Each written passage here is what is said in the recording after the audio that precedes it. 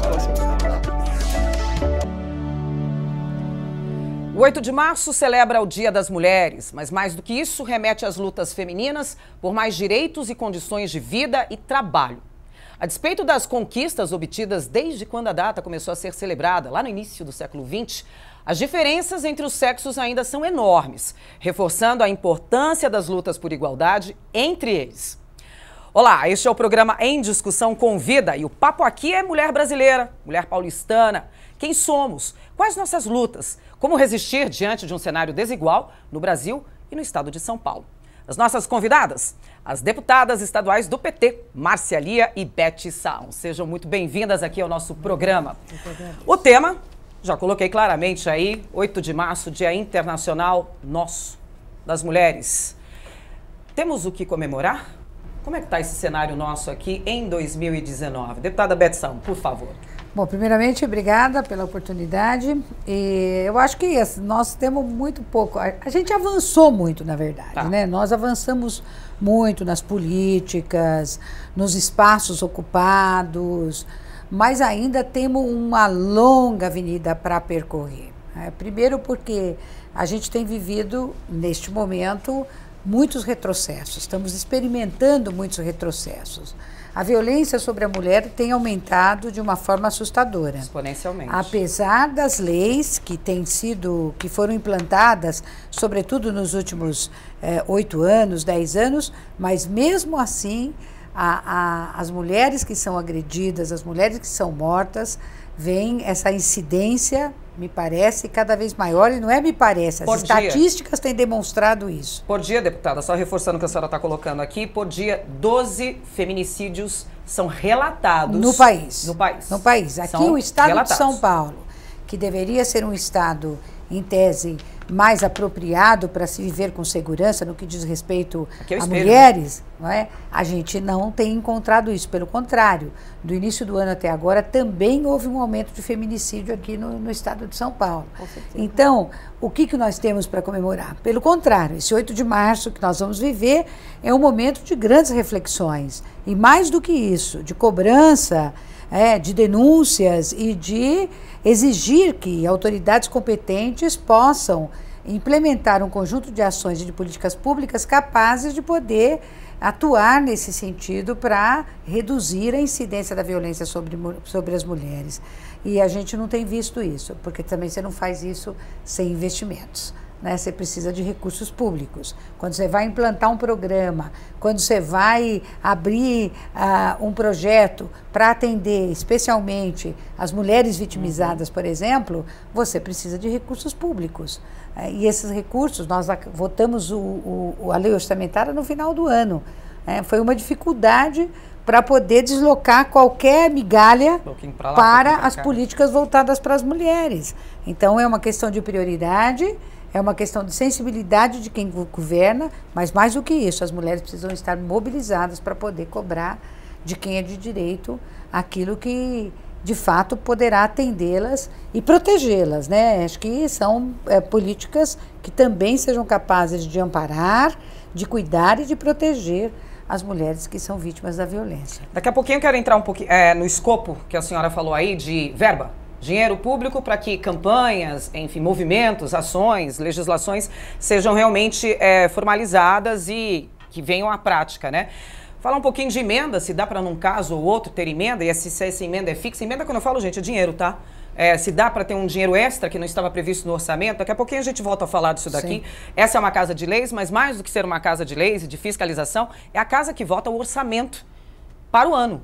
Então, é aqui que é decidido, através dessas deputadas e de outros 92 deputados, né, que decidem aqui nessa casa para onde que vai o dinheiro, se vai um pouquinho para cá ou mais para lá, e, enfim, daqui a pouquinho a gente entra nesse escopo aí, deputada. Deputada Márcia Lia, seja bem-vinda aqui no nosso programa.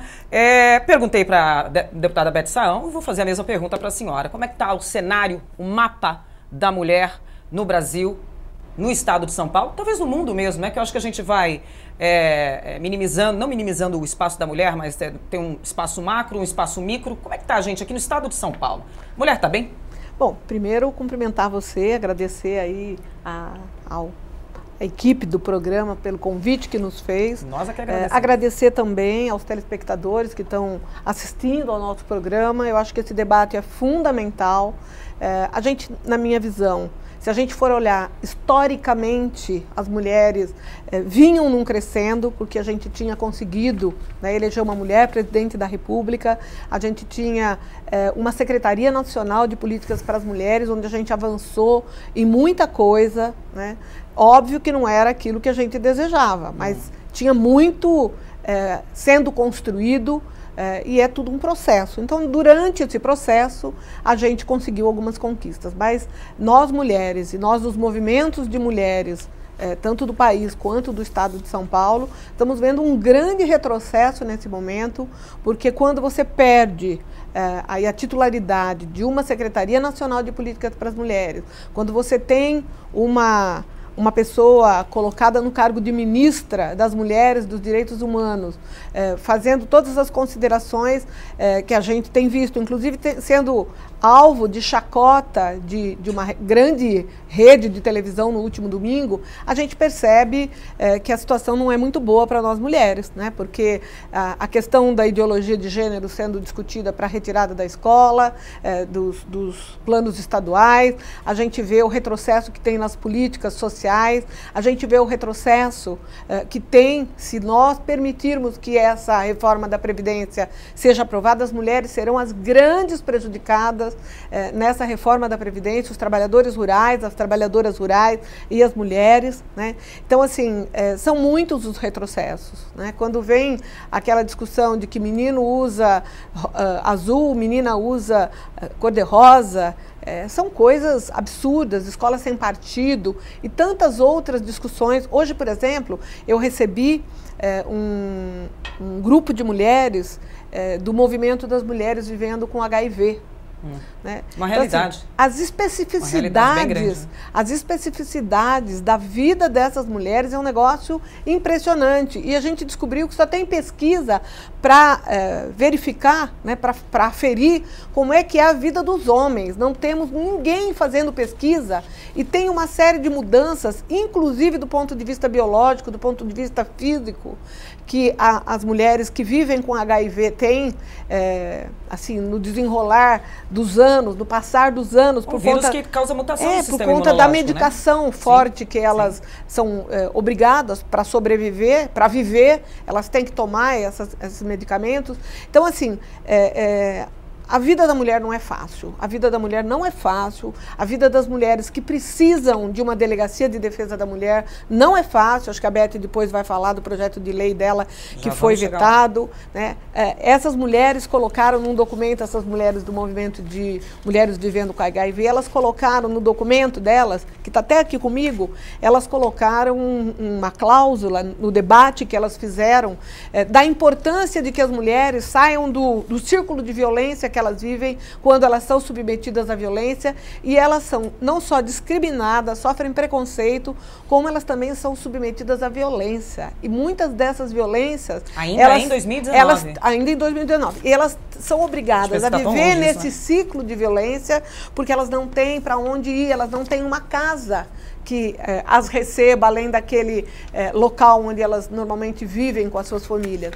Então, a gente propôs um projeto de lei para separar uma cota para as mulheres vítimas de violência e também foi vetado, assim como o projeto da deputada Beth Saão, né, assim como tantos outros projetos importantes para a melhoria da condição de vida das nossas mulheres, que a gente luta por anos aqui na casa, né, Beth? Sim. A Beth tem vários projetos aí para melhorar a condição das mulheres e a gente tem os nossos projetos, depois de muita luta, 2, 3, às vezes 4 anos de luta para aprovar um projeto, vem o governador e veta os nossos projetos. Então, assim, nós mulheres precisamos, como disse a Beth, estarmos fortes, estarmos unidas.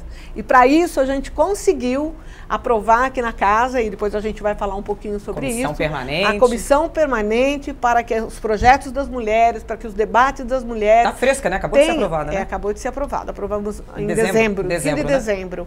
E a gente vai ter uma comissão permanente na casa, assim como nós temos a Comissão de Constituição e Justiça, a Comissão de Educação, de Saúde, de Infraestrutura, de Transporte, nós vamos ter ter uma comissão específica para tratar dos projetos que dizem respeito às nossas mulheres. São muitos os retrocessos, mas também será um ano de muita luta e resistência. Nós não vamos entregar os pontos e vamos fazer história nessa casa, porque nós vamos lutar muito, né, Beth? Se Deus quiser. Se Deus quiser. Só colocando aqui, fazendo um adendo, a lei que a deputada se refere, aprovada aqui na casa e vetada, é uma lei que diz respeito a 7% da moradia popular aqui no estado de São Paulo ser colocada para mulheres que vêm, enfim, de um quadro de violência, mas daqui a pouquinho a gente vai falar melhor disso. Qual o corpo desse projeto? Por que a senhora chegou nessa conclusão de que 7% das casas aí populares poderiam ir para essas mulheres? Como é que foi essa vitória e como é que foi o depois, a história depois disso daí? Eu estou falando com duas mulheres aqui, gente. Dia 8 de março, Dia Internacional da Mulher, recebo duas deputadas mulher aqui, que representa a nossa maioria como eleitoras, nossa maioria como população também aqui no país. Mas aqui na casa não é o que se reflete exatamente, não nesta casa só de leis, mas nas câmaras federais e municipais. A mulher ainda está com um espaço muito discreto, né? Muito, enfim, pequeno. Antes da gente falar como é que vocês chegaram até aqui, queria contar um pouquinho. Quem é Beth Saum? De onde veio essa mulher? Como é que chegou até aqui essa casa de leis, desde 2002 aqui, com mandatos nessa casa? Na verdade, eu tenho uma trajetória de vida sempre de muito ativismo, desde a minha época de estudante, né? Sempre tive representando, fui líder estudantil, fui presidente do DCE, né? Estudei em universidades muito boas. Formada em psicologia? Psicologia, depois eu tenho mestrado em especialização, não tenho mestrado em sociologia. Em gente, né? E sempre militando na política, né? E foi minha primeira eleição, quando eu me elegi deputada, nunca tinha sido candidata a nada. Mas já tinha muita atuação em várias áreas, entre elas a questão da mulher. Ela antecede a minha chegada aqui. As lutas. Então, acho que quando você tem a oportunidade de exercer um mandato público, você tem condições de potencializar determinadas ações que a gente já realizava. E como deputada isso é possível, muito embora aqui há um engessamento também das nossas atuações, né? Desde a Constituição de 88, foi reduzido muito o papel dos deputados estaduais, né? Então, há uma limitação muito grande, há uma restrição muito grande da atuação dos parlamentares. Fica muito mais presentativo, seja aqui em São Paulo, seja em Piauí, seja no Rio de Janeiro, seja onde for, as assembleias legislativas. Então, isso tudo... Mas isso não impede de você tomar iniciativas que sejam importantes, em várias áreas, entre elas as áreas que compõem esse universo feminino. É uma consequência, na verdade, né? Para muitos, às vezes não dá certo, para outros dá certo. No meu caso, foi importante. E eu tenho uma relação de muito compromisso na política, né? Fui secretária de governo durante muito tempo na prefeitura de Catanduva e já cheguei a ser candidata a prefeita também. Sempre fui muito reconhecida na minha cidade, sempre fui muito bem votada ali também. E uma coisa que a gente não pode deixar de destacar é que você também tem uma interface importante com os diferentes segmentos, numa busca quase que permanente de poder aproximar um pouco a Assembleia Legislativa dos mais diferentes setores e segmentos, sobretudo aqueles que são mais vulnerabilizados. Acho que isso é um viés que eu nunca perdi, que eu sempre procurei mantê-los, e acho que isso tem sido importante nessa recondução que eu venho experimentando ao longo desses 4 mandatos que eu completo e agora indo, se Deus quiser, para o 5º mandato. É uma responsabilidade muito grande, mas ao mesmo tempo, isso é importante também frisar, que as pessoas criam relações Tem gente que pode fazer o exercício da função pública porque tem outros interesses distintos. Tem gente que faz a função pública porque tem causas importantes, porque tem lutas importantes, né? Sobretudo as causas que eu sempre levei a cabo.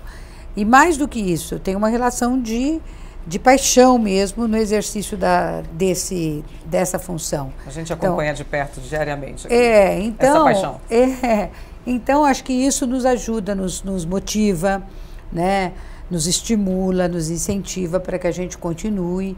E é claro, quando você vê o resultado também de algo que você foi responsável, de que você propiciou para o conjunto da população, isso é ainda mais gratificante, porque significa que o seu trabalho também tem um resultado de melhoria da qualidade de vida das pessoas, de melhoria da condição de vida das pessoas.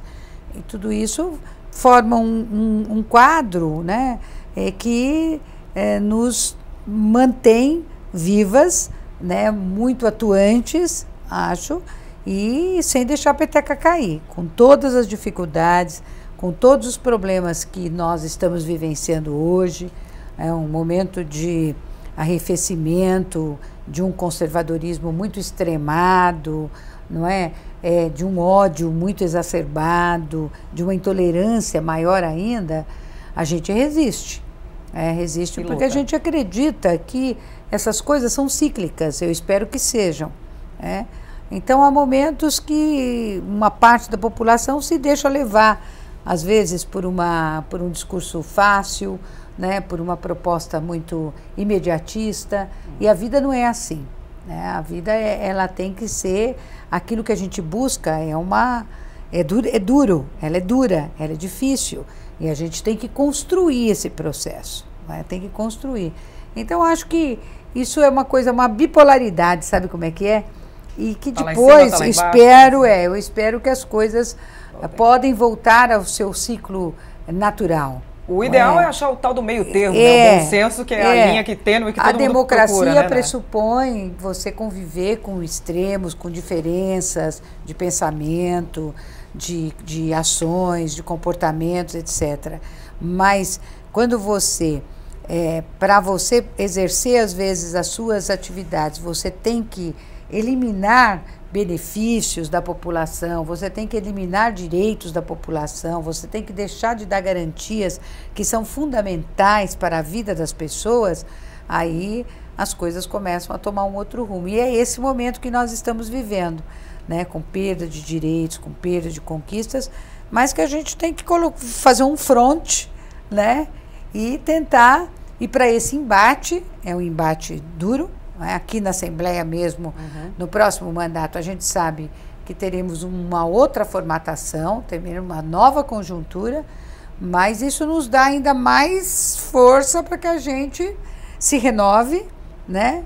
E se reoxigene e vamos em frente, porque eu acho que a vida é assim. Falou a deputada Beth Sayão, que está indo para o 5º mandato. A trajetória dessa deputada resvala em algum momento nas suas vidas, nas nossas vidas aqui, e engaja reforça, empodera as mulheres continuarem na política ou entrarem para a política. Foi essa a sua história também, deputada? Olha, a minha história na política, eu venho de uma família muito simples, muito humilde. Do interior também? Do interior. A Beth é de Catanduva, eu sou de Araraquara, nós somos vizinhas. Noroeste, né? O meu é noroeste. O meu é central. Região central. Região central. Tá. Mas é bem pertinho, 100 quilômetros de distância. E a gente começou na política, na verdade, eu era advogada, né? Sou advogada, apesar de não estar exercendo a minha profissão no momento, mas eu sou advogada, advoguei por muitos anos, sou professora de história também. E num determinado momento da vida eu encontrei o Partido dos Trabalhadores, encontrei a administração, participei de atividades daquilo que eu acreditava, fui também secretária de governo, do governo do prefeito Edinho, que foi também deputado estadual aqui conosco. Fui também vereadora da minha cidade, candidata a prefeita, fui eleita deputada. há 4 anos atrás, e agora fui reeleita para um segundo mandato, né? A nossa história de vida é uma história bastante coerente com o que a gente defende aqui. De resistência? De resistência, de luta, de enfrentamento de dificuldades, né? A gente vê vocês nessas posições, dá a impressão que chegou lá, né? De um jeito tão sutil, foi muita luta, de um jeito tão... muito difícil. E nesse momento histórico que nós estamos vivendo, de retrocessos na sociedade brasileira, onde a gente está perdendo direitos, onde a gente está perdendo direitos conquistados na década de 40.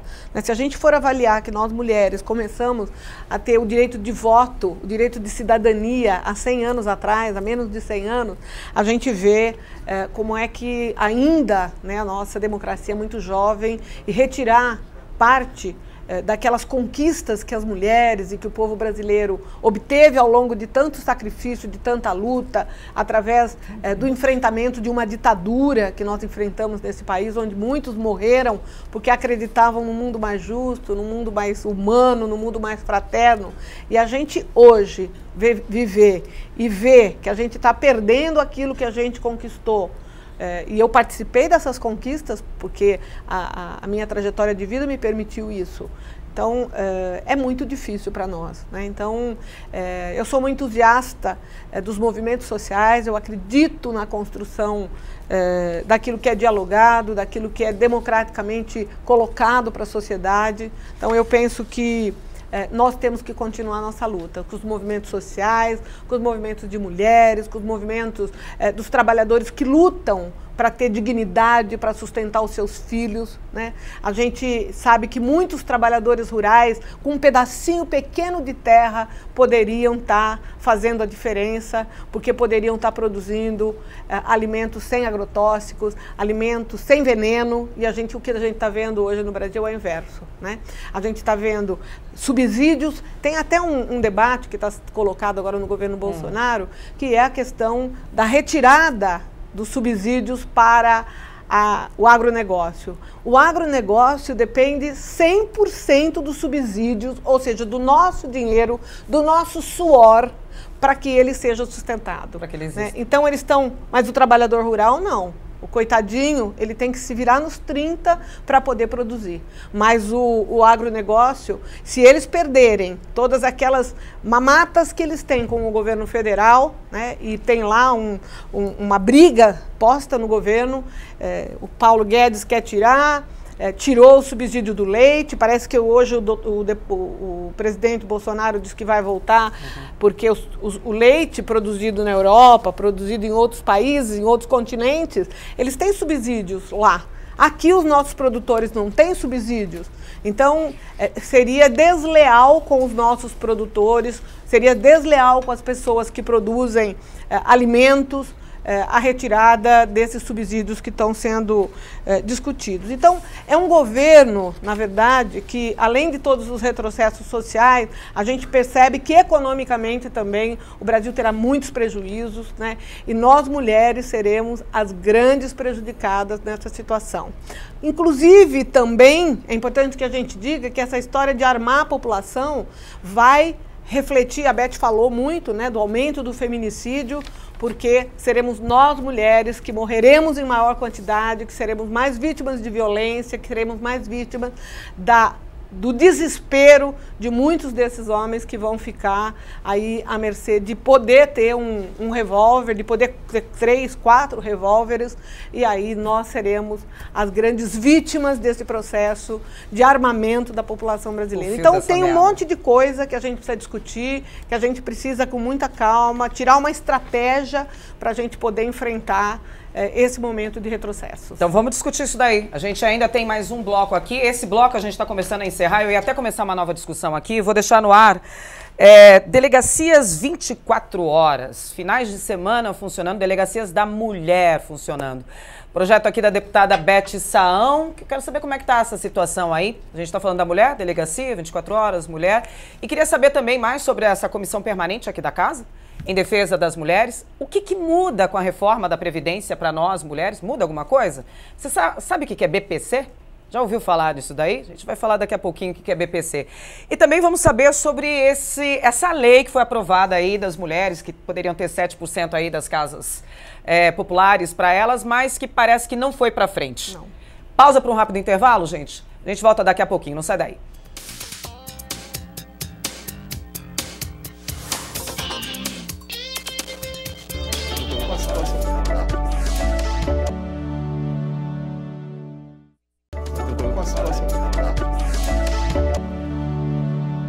Estamos de volta com o programa Em Discussão Convida. Hoje a roda é só de mulheres para falar de quem? De mulheres. Dia 8 de março. Que marco é este em nossas vidas e o que mudou realmente? Qual a importância desse dia 8 de março na luta e nas resistências das mulheres no Brasil e aqui no estado de São Paulo? Com a gente estão as deputadas estaduais do PT, Beth Saão e Márcia Lia, que complementaram o primeiro bloco aqui, falando um pouquinho sobre as suas histórias, trajetórias como mulher, como trabalhadora, como mães, filhas, profissionais, irmãs. Esse quadro que, na verdade, vocês duas resumem quem é a mulher paulistana, quem é a mulher brasileira. Eu até pedi para que vocês fizessem essa linha do tempo aqui, que é para a gente não achar que chegou facilmente aqui no Legislativo, né? Foram lutas, aguerridas e resistência. Eu já vou chegar com os 2 pés no peito aqui, a deputada Beth Saão. Vou ler uma notícia aqui, que a senhora deve estar bem a par, mas que teve um projeto da senhora que veta a garantia de atendimento à mulher. Foi vetado esse projeto. Vetado não, né? Nem chegou a ser vetado, ele não chegou a ser colocado em prática, né? Esse projeto que era o das delegacias 24 horas da mulher que funcionasse aos finais de semana. Para o estado de São Paulo. Não funcionam delegacias da mulher nos finais de semana? Não funcionam. Na verdade, isso é decorrente de uma luta antiga minha e que reflete um tanto quanto uma demanda muito grande dos próprios movimentos de mulheres, né, para esse funcionamento. E a incidência demonstra, e as estatísticas igualmente, que é exatamente no período noturno, e final de semana e feriado, onde a violência sobre a mulher aumenta. E, portanto, você não tem ferramentas capazes de poder dar esse atendimento. Tem um estudo que foi feito, que onde foi instalado delegacias, em algumas cidades do Brasil, pela uma entidade internacional, houve uma redução de 17% no número de feminicídios. Só então, a delegacia funcionar, abrir as portas? Só funcionando. Quer dizer, na medida em que você estende e torna esse atendimento ininterrupto, você está colocando uma política importantíssima na proteção da vida das mulheres. Porque é muito difícil. Primeiro, é bom que quem está nos assistindo entenda. Às vezes as pessoas podem falar, puxa, mas por que não vai na delegacia comum? Primeiro, porque não é o mesmo atendimento. Você certamente será atendida por homens. Segundo, porque as mulheres se sentem absolutamente, em sua maioria, constrangidas de poder discorrer sobre o que lhes aconteceu. Vamos supor que a mulher foi vítima de uma violência sexual, de um estupro. É muito difícil para ela expressar isso diante de um homem. É muito mais fácil, ela fica muito mais à vontade ao conversar com uma mulher. As delegacias de mulheres são compostas por mulheres. Infelizmente, São Paulo tem 133 delegacias de mulheres, de defesa da mulher. É o estado que mais tem, não é? Isso, 133, inclusive Catanduva. 645 municípios, 40 e tantos milhões. O problema é o seguinte, também não dá para botar uma delegacia numa cidade de 2, 3 mil habitantes. Aí também a gente não quer esse radicalismo, né? Não, é obrigado a ter em todas, não tem nem a outra. Tem nem delegacia? Não tem nem a delegacia, não tem o delegado. O delegado tem que ficar fazendo que nem táxi, ou rodando as cidades no entorno dele para poder... Né? Que isso? Né? Eles não abrem concurso para isso há quanto tempo? Então, era preciso tomar essa atitude. Ou seja, até por uma questão também estatística. É claro que uma cidade como São Paulo, por exemplo, ela tem várias delegacias de defesa da mulher, mas tem 12 milhões de habitantes.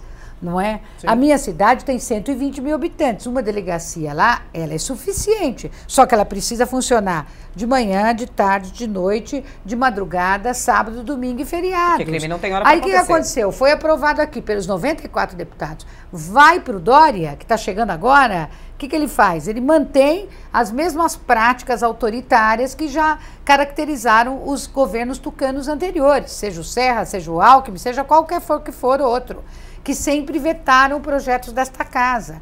e veta esse projeto. Só que o que ele não esperava, eu gostaria até que ele pudesse assistir esse programa, o que ele não esperava é que houvesse a reação que teve. Teve uma reação pronta, imediata, né? Não só do conjunto de mulheres que militam em movimentos, em organizações não governamentais, em entidades, etc., mas sobretudo da imprensa, que foi cobrar dele. Mas espera um pouco, você fez uma promessa de campanha, dizendo que as delegacias de defesa da mulher iriam funcionar 24 horas. Aí surge um projeto que vem do Legislativo e você veta esse projeto, que contradição é essa? Mas, deputada, eu vou só fazer uma colocação aqui. Nessa decisão que consta do Diário Oficial, o argumento é o seguinte, que ao disciplinar o horário de funcionamento das delegacias de polícia de defesa da mulher e fixar obrigações do horário de funcionamento, enfim, a Secretaria de Segurança Pública, na Secretaria de Segurança Pública, interfere em domínio exclusivo do chefe do Poder Executivo. Portanto, seria inconstitucional. Tudo para eles é inconstitucional. Tudo.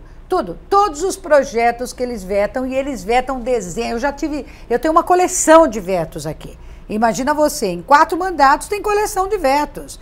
Né? Eles não querem saber, é isso que eles precisam ter responsabilidade, eles não querem saber se o projeto vai ao encontro das necessidades da população, eles querem vetar. E sabe por que ele vetou? Você que está nos assistindo, porque ele é vaidoso, porque ele quer ele ser o autor. Para mim não tem problema. Eu disse isso e repito todas as vezes que forem necessárias. Eu não tenho essa vaidade pessoal. Se a iniciativa vier dele, se ele cumprir com a promessa que ele fez durante a campanha, tá ótimo. Não precisa ser eu a autora. Não tem problema, eu abro mão, desde que ele o faça. Deles que ele seja responsável e coloque isso para funcionar. Porque enquanto isso não faz, mais vidas estão sendo eivadas, mais mulheres estão sendo mortas, a violência aumenta porque não tem ferramentas suficientes e adequadas, capacitadas e preparadas para poder dar o atendimento à mulher. Só para fazer uma grande questão. Fazer uma colocação aqui em cima do que a deputada falou, a gente tem um estudo feito, daqui a pouco eu acho aqui exatamente o órgão que faz esse levantamento, ele faz um levantamento que acontece há alguns anos.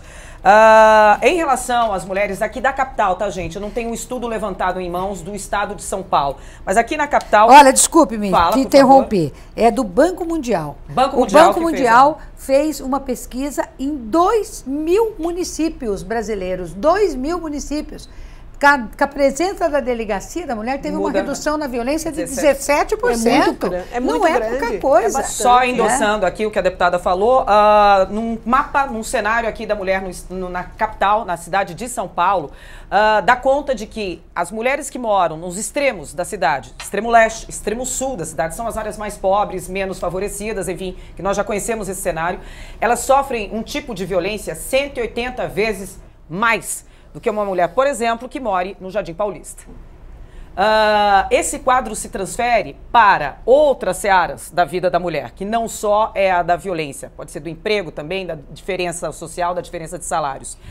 Ter uma delegacia, comprovadamente, já diminui só a ação de tentar fazer, já coíbe 17% aí de 17 homens aí, de 100 homens, 17 já não vão pensar em começar a fazer o ato. Exatamente. Essa é a importância dessa discussão aqui para as mulheres. Eu preciso perguntar para a senhora, deputada, em que pé que está isso? Em que pé que está o veto voltou para casa e agora nós vamos pegar isso mais uma vez com muita garra, com todas as deputadas e deputados desta casa e vamos tentar derrubar esse veto, não é? Porque para mim é uma questão de honra.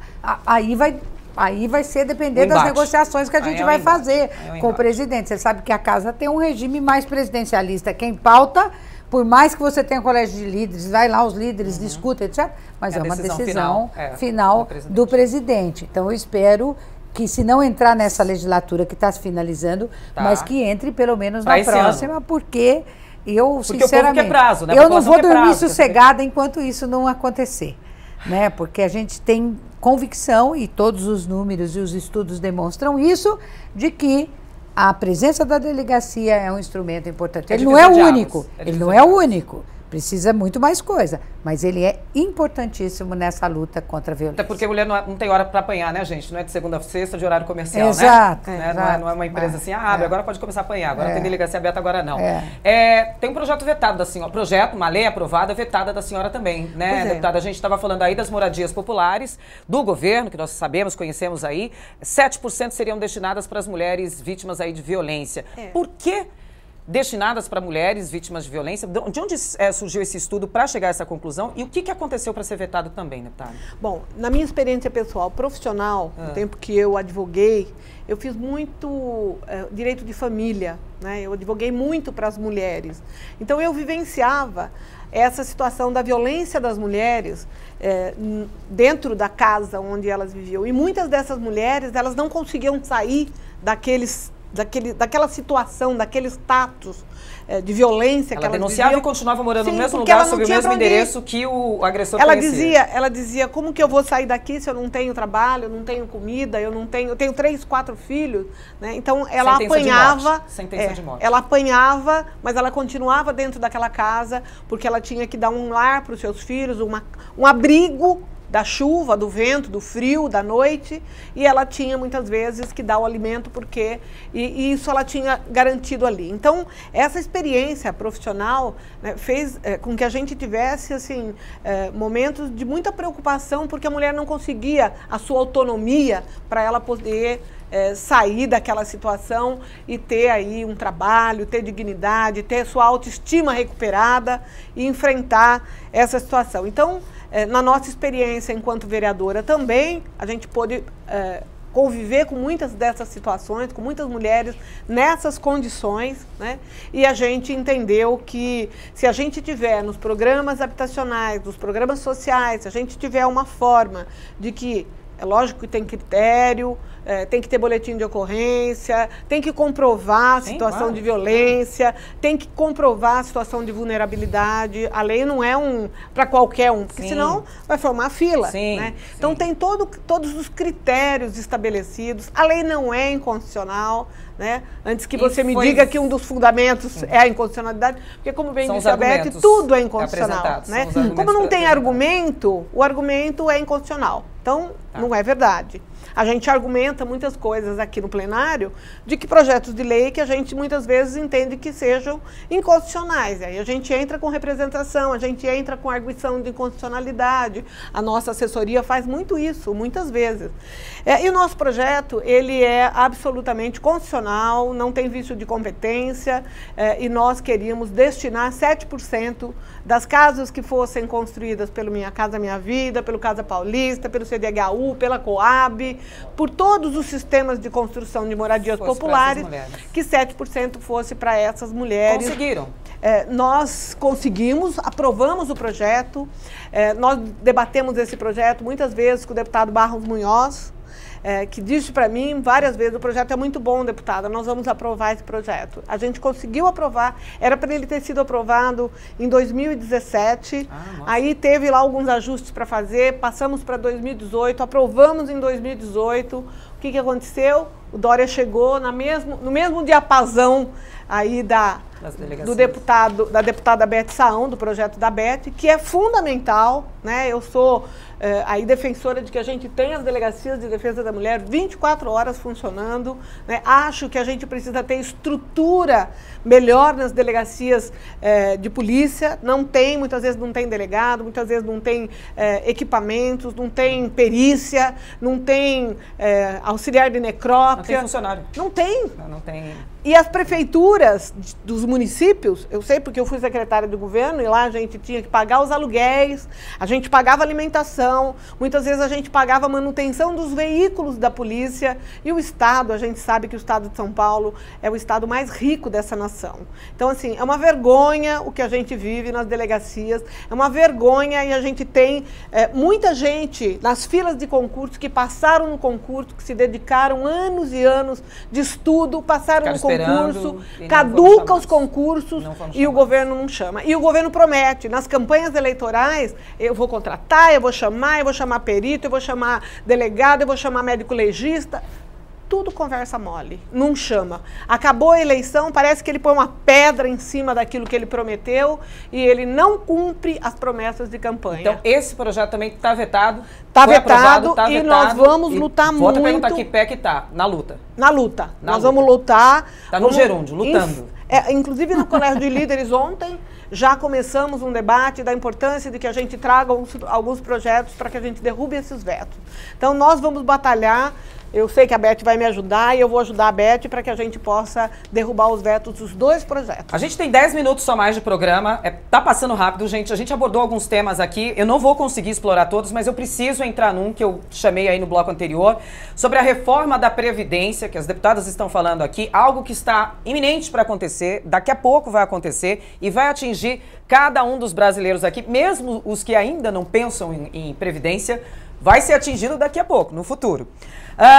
Queria saber qual o impacto disso na vida das mulheres e o que o BPC, o Benefício de Prestação Continuada, tem a ver com as mulheres. Quem desvenda para mim o que é isso? Por que as mulheres vão sofrer com a reforma da Previdência, deputada? Bem, primeiro, as mulheres estatisticamente vivem mais.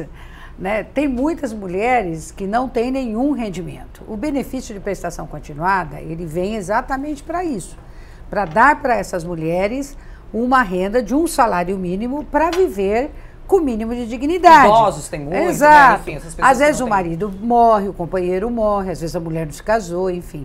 Chegou numa determinada idade, ela não tem nenhuma renda, ela tem direito, pela lei, ao benefício de prestação continuada. Tem de tirar dinheiro, precisa exatamente. comer. Como é que ela vai comer, como é que ela vai... E é justamente na fase da vida... Que menos se tem de onde tirar. E que você mais precisa das coisas. Né? Hoje, por exemplo, eu estava ouvindo que estava faltando insulina nos postos de saúde aqui em São Paulo. Então, tem coisas que não dá mais para ficar dependendo. Não. Tem dia que vai no posto de saúde e não tem a medicação. Precisa ter um dinheirinho de reserva lá para comprar. Então, o benefício de prestação continuada, ele é fundamental. Esse governo que acabou de assumir já disse que poderá rever também o benefício de prestação continuada para determinados casos, sabia disso? Já falou que pode rever isso. Isso é um programa social. E lembrando que a média de renda da população é de 2 salários mínimos. O próprio nome já diz, é benefício, não é aposentadoria. Tanto é verdadeiro que não tem nem 13º nem férias. Ele só paga os 12 meses. 12 meses do ano. Os 12 meses. Com relação à aposentadoria, é uma lógica ainda mais cruel sobre as mulheres. Por quê? Porque as mulheres, elas não trabalham só fora. Elas trabalham fora e elas trabalham em casa. 3 turnos. Né? 3 turnos, muitas vezes. Dona de casa. Pois elas têm os seus filhos. Digamos que não haja mulher que não tenha... Eu não tenho filhos, por exemplo. Mas é filha de alguém. Mas eu tenho obrigações enormes na minha casa. Né? Na minha casa, na casa da minha mãe, que sou a que mais cuido, né? Sou a que mais cuido da tia, das tias, do isso, daquilo, enfim, quer dizer, é cultural. É cultural, né? Isso, claro que é cultural. Nós não nascemos cuidadoras, né? Nós somos preparadas para serem cuidadoras. Eu espero que os homens também sejam preparados para serem cuidadores, não apenas nós. Mas, de qualquer modo, a mulher ainda tem toda essa vivência de você ter que cuidar da casa, cuidar às vezes o marido que fica, os filhos, é a responsabilidade da educação que acaba ficando nas costas da mulher, da criação que acaba ficando nas costas da mulher. Quantas mulheres são chefes de família? Isso também precisa ser levantado. Hoje você tem mais de 30%, de 30% a 40% dos lares brasileiros são chefiados por mulheres. Na verdade, 43,7%. Então, quase não é? 50%. Até, tô sendo até mais geral. 43,7%. Chefiados por mulheres. Então, você quer o quê? Você quer que essas mulheres se aposentem com a mesma idade que os homens, 65 anos, que eles estão propondo que seja igualitário entre homens e mulheres. Isso aí já tem vários equívocos nesse projeto enviado pelo governo. Não é verdade que a Previdência é deficitária. A Previdência não é deficitária. Todos os cálculos, a gente já conversou aqui na Assembleia mesmo com vários especialistas. Eu já participei de várias mesas redondas, de vários debates, seminários, comprovando por A mais B que você não tem. Você pode fazer eventualmente reajustes. Eu até reconheço isso, porque a população vive mais, etc. E tal. Mas não o impacto desse. Atualizações, Atualizações, exatamente. Né? É possível fazer atualizações, também não sou contra. Todos os países do mundo que têm sistema previdenciário fazem. né? O Brasil também pode fazer, mas não dessa maneira, porque vai ser penalizado os mais pobres, vão ser penalizadas as mulheres, se é mulher e se é negra, mais ainda, não é? Porque é mais explorada ainda. Então, né, nós estamos aqui no interior, a gente fala no mato sem cachorro. No mato sem cachorro, no mato sem cachorro, se picar o bicho come, não é? Mas eu acho que o que nós temos que fazer, e todas as trabalhadoras e trabalhadores, eu acho que aí é uma luta unificada, não é uma questão de gênero só, os homens também precisam participar, porque eles também terão seu naco de prejuízos nisso tudo, é nos unirmos, irmos para a luta, nos mobilizarmos, cada um buscar os seus deputados federais, os seus partidos, isso e aquilo, para tentar ver se faz modificações que sejam contundentes no projeto e que possam diminuir o impacto negativo que essa reforma da Previdência terá por toda a população, sobretudo pelas mulheres, e sobre as mulheres. Sociedade brasileira ainda é machista, deputada? Muito machista. Estou perguntando isso por causa da livre educação. Muito machista, mas eu queria complementar uma coisa que a Beth falou. Não vou repetir o que a Beth já disse, porque eu tenho acordo, mas o que está por trás dessa reforma da Previdência é algo muito cruel com o povo brasileiro, né? Especialmente com o povo mais pobre, que é a questão da capitalização pelas empresas privadas. Há um interesse do mercado financeiro, há um interesse dos grandes bancos, que cada dia mais aumentam os seus lucros de forma assustadora. Esse povo é que está por trás dessa reforma da Previdência. Eles querem que nós deixemos de ser contribuintes e que a gente passe a ter um plano privado de capitalização. Um exemplo clássico foi o que fizeram no Chile, de Pinochet. Eles fizeram no Chile essa reforma que está sendo proposta aqui, e hoje o Chile é o país que mais tem suicídio de pessoas idosas, porque as pessoas não têm como comer, as pessoas não têm como sobreviver nesses países onde esse modelo de capitalização privada da Previdência foi feito. Então é muito sério, é muito grave o que está acontecendo no Brasil. O modelo de capitalização privada, de previdência privada que a deputada está se referindo é você comprar um plano à parte para fazer a sua previdência. Você vai pagando por mês, dependendo da sua idade. Isso. Você vai pagando um X por mês ali para conseguir se aposentar aos 50, 55, 60 anos, quanto você prever ali, você vai se aposentar com 2 mil, 3 mil. O problema é, alguém que começa com 40 anos agora a pagar, gente, para se aposentar com 5 mil reais por mês até o final da vida, que pode ser aos 70, aos 80 anos de idade, vai ter que começar a pagar agora uma prestação de 5 mil reais por mês. Quem é que tem? Quem tem 5 mil reais para pagar isso? Quem tem 5 mil reais para pagar isso? E aí a Beth tocou num outro assunto. E até quem é novinho, gente, paga quase milão, tá? Quase mil.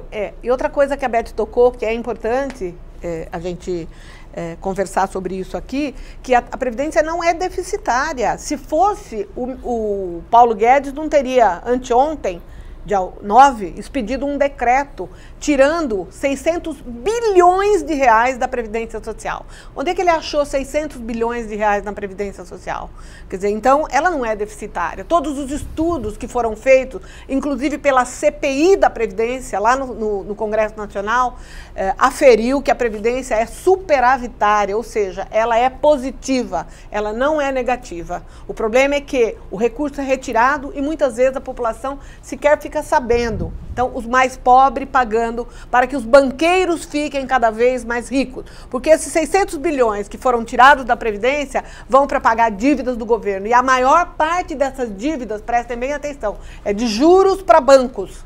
É dinheiro do pobre indo para pagar acúmulo de riqueza cada vez mais para os ricos, que cada dia ficam mais ricos, e o nosso povo cada vez mais morando na favela, passando fome, desempregado, morando em barraco, morando embaixo de lona. A situação é de miserabilidade. Nós não podemos aceitar isso. Se o povo brasileiro não for para a rua, se a gente não enfrentar isso, se a gente não lutar, se a gente não enfrentar todos esses retrocessos juntos, de mãos dadas, nós vamos ter um prejuízo inominável. A gente precisa ter lembrar aqui na nossa cabeça a sensação de pertencimento. Esse país é nosso. Isso.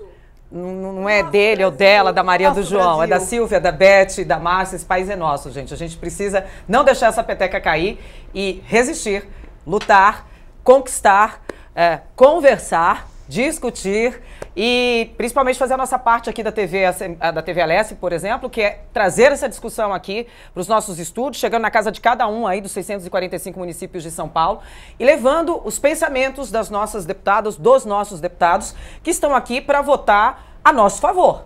Sempre, a favor da população, a favor das nossas querências. Deputadas, eu tenho 30 segundos só para considerações finais aqui, o programa voou, mas deixo aqui o convite para a gente voltar a discutir outros segmentos.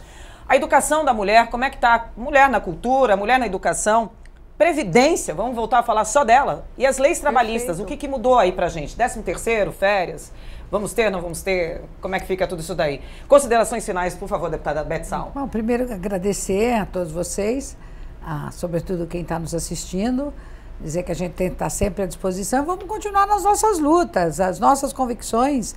A minha convicção permanece a mesma, né? E o lado que eu defendo também permanece o mesmo, né? Ou seja, das mulheres, das crianças, dos jovens, dos idosos, da população que mais precisa do nosso trabalho. A gente está aqui para trabalhar para todos, mas nós sabemos que tem um segmento que precisa muito do braço do poder público, independentemente de qual esfera desse poder público. Então, que as pessoas continuem contando conosco. Deputada Marcelia, suas palavras finais. Quero agradecer a todos vocês, aí a direção do programa, aos nossos telespectadores, e quero fazer um convite para que a gente tenha mais mulheres na política. O dia 8 de março, ele tem que ser marcado pela presença das mulheres. Nós precisamos de mulheres, mulheres aguerridas, mulheres fortes, mulheres lutadoras, mulheres que enfrentem o debate e mulheres que façam a luta tão necessária para que aquilo que a Silvia disse, que é o pertencimento daquilo que é nosso, daquilo que nos pertence, daquilo que foi construído pelo suor do meu pai, que já faleceu, da minha mãe, que lutou muito para me sustentar, que esse pertencimento seja aquilo que aflore nas nossas mulheres a vontade de defender os direitos do povo brasileiro. Eu, em nome de todas as mulheres da população de São Paulo aqui, em nome da dona Terezinha, minha mãe, do seu Gerubal, meu pai, do meu filho, das minhas irmãs, de todo mundo aqui, agradeço a presença de vocês, agradeço principalmente o trabalho de vocês aqui na Assembleia, que vai continuar conosco aí na próxima legislatura. Portas abertas dessa TV, dessa Casa de Leis, voltem sempre com essas e outras demandas, tá bom? Obrigada, muito bom. Obrigada mesmo, gente. Silvia, valeu. O programa Em Discussão Convida fica por aqui, tô deixando até o papel na mesa agora. Obrigada aí pela sua audiência, até nosso próximo encontro. Tchau, gente.